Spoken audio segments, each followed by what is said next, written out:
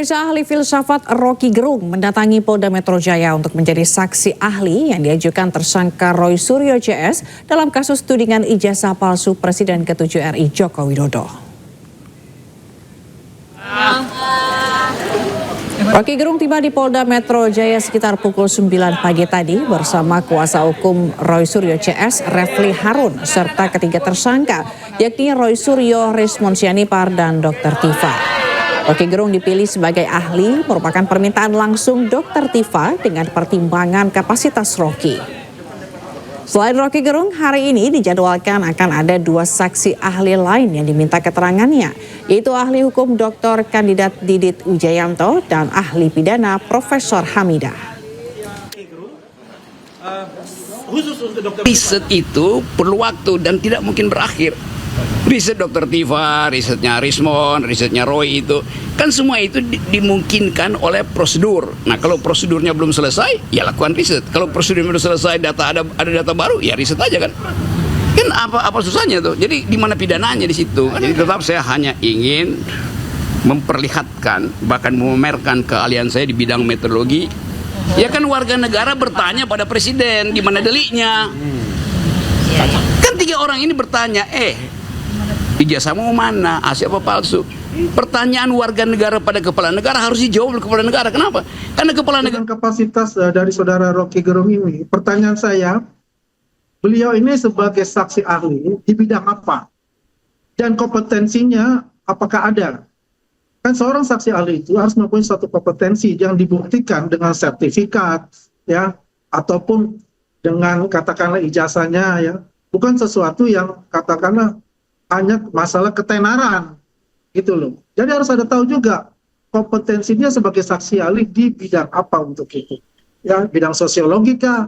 Ya, bidang hukum kah? Kalau kita bicara metodologi silakan saja. Apakah itu substansi? Saya rasa enggak juga. Kalau dia kan mungkin memperkuat dari metodologi yang dia sampaikan mengenai penelitian mereka yang telah menjadikan sebuah buku. Kalau kita lihat saja dalam arti begini, sumber primer hasil penelitian mereka itu dari fotokopi yang saya katakan itu ada palsu, bukan sesuatu yang primer atau asli yang dari ijazah Pak Jokowi yang sekarang sudah disita di Polda Metro Jaya. Jadi untuk bicara metodologi yang dia gunakan ya silakan saja untuk itu. Nanti kan penjabarannya nanti adalah di persidangan dan kita juga mempunyai saksi-saksi ahli yang nanti akan juga kemungkinan akan memperberat dari upaya. Dari informasi lainnya pemirsa, harga emas hari ini nyaris menyentuh angka 3 juta rupiah per gram. Kenaikan ini menjadi rekor tertinggi sepanjang tahun ini dengan lonjakan harga mencapai 100.000 rupiah per gramnya. Lalu bagaimana dampak penjualan atau pembelian emas? Dan berikut laporan jurnalis Berliana Mileni dan juru kamera Sadu Santo dari Pasar Emas Cikini, Jakarta. Harga emas terus meroket naik tajam pemirsa, dan untuk hari ini harga emas sudah menyentuh hingga angka 3 juta rupiah. Ini menandakan bahwa harga emas sudah meningkat sekitar 100.000 rupiah per hari dan per gramnya. Nah, untuk peningkatan harga emas ini tidak dapat dipungkiri pemirsa, memang ada pengaruh dari melemahnya kondisi keuangan global dan juga masalah di geopolitik saat ini. Nah, untuk mengetahui lebih jelasnya dan lebih rincinya untuk harga emas hari ini, saya akan berbincang dengan salah satu pedagang emas yang ada di Pasar Pusat Emas Cikini.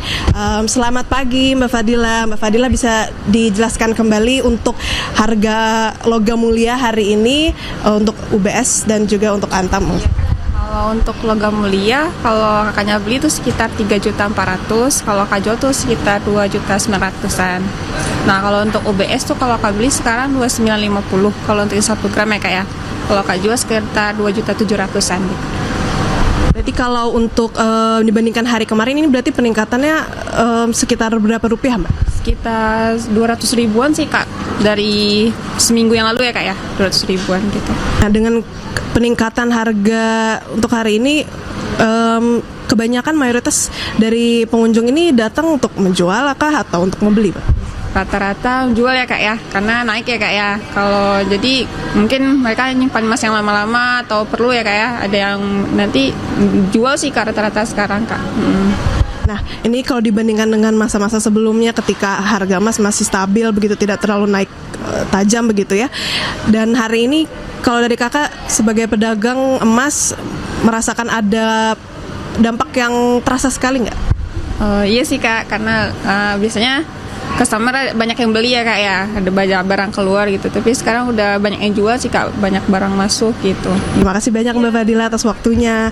Dan pemirsa, kalau dapat saya simpulkan memang untuk harga logam mulia, untuk harga beli ini dibanderol di Rp3.400.000, dan kalau memang pemirsa ingin menjual logam mulianya ini per gramnya dikenakan di harga Rp2.850.000. Dan kalau untuk perhiasan ini memang berbeda pemirsa, kalau dengan kadar 75%, pemirsa dapat menjual di harga sekitar 2.500.000, dan kalau memang menjual masih di sekitar 2 juta. Dari Jakarta, Berliana Mileni, Sadu Santo, iNews melaporkan.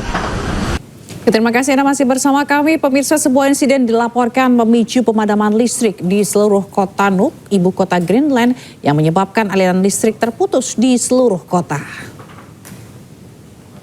Ya. Jalan-jalan di Greenland dilanda kegelapan total usai aliran listrik padam.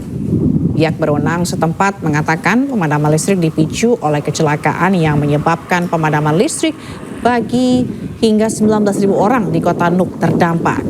Pemadaman juga melumpuhkan sejumlah infrastruktur termasuk saluran telepon dan layanan internet. Perusahaan energi Nukis Yorvit yang menjadi kontraktor penyedia listrik mengaku masih melakukan pencarian bug atau sumber masalah agar dapat memulihkan jaringan listrik.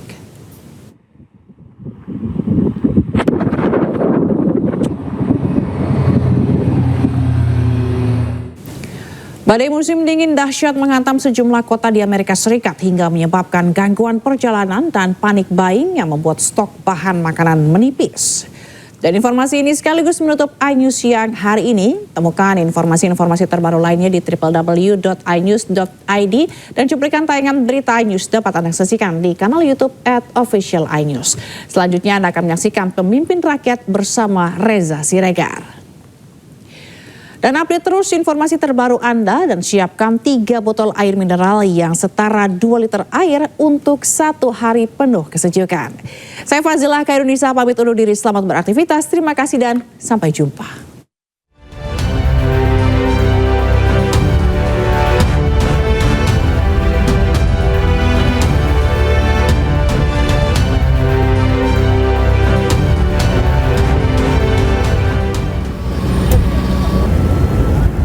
Badai salju melanda jalan-jalan di sejumlah kota di Amerika Serikat.